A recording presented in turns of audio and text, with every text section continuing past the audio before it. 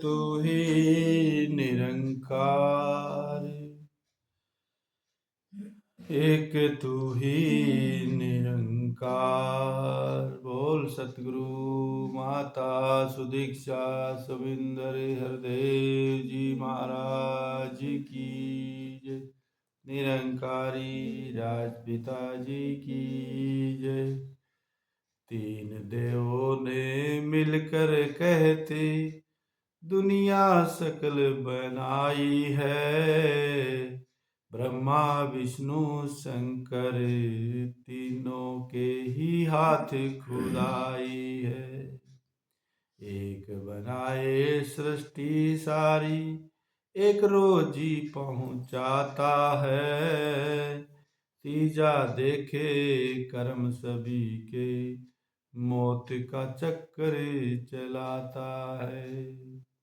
मुझसे सच पूछो तो दुनिया हुक्म एक के पलती है। जैसे जैसे हुक्म ये करता वैसे वैसे चलती है। सबकी देखभाल यह करता, सब जीवों का ध्यान करे। आप बैठे पर्दे के पीछे, बुद्धि को हैरान करे।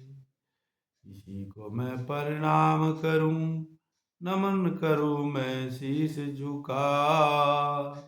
कहे अवतार यह पाक अनादि, युग युग अंदर एक ही वे सदा। कहते हैं गुरु महाराज जी कि आप बैठे पर्दे के पीछे बुद्धि को हैरान करें।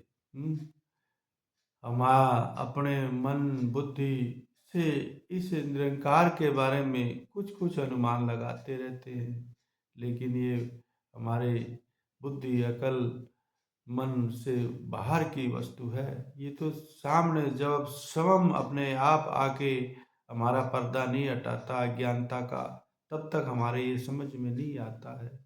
इसलिए गुरु महाराज कहते हैं कि चाहे तीनों देव कहते हैं दुनिया जिसने बनाई है, वो भी किसी न किसी का हर समय ध्यान करते रहते हैं, वो भी किसी न किसी का सुमरण करते हैं, वो भी किसी न किसी को पूजते हैं भजते हैं।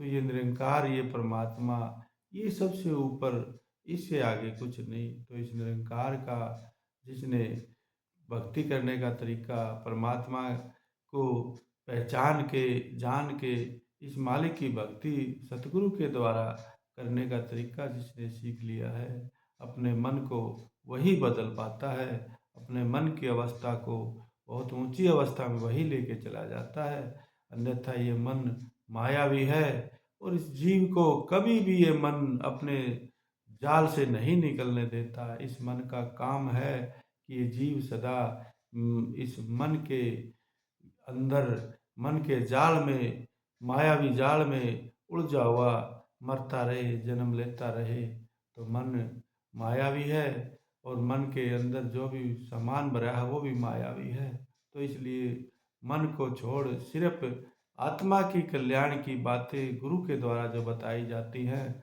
वही बातें हमें इस मन में बसानी है, जो कि हमारे को आगे लोक और परलोक दोनों को संवरने का पूरा पूरा बंदोबस्त जिससे होता है।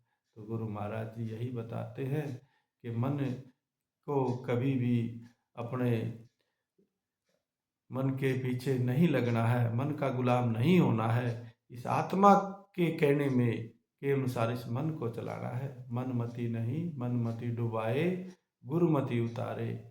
चलना मेरे मन तू गुरु के सहारे। तो गुरु के सहारे चलने वाला मन ही इस भवसागर से पार उतरता है, वरना तो फिर डूबना ही डूबना है। इन्हीं विचारों के साथ प्रेम से कहिए धन निरंकार जी।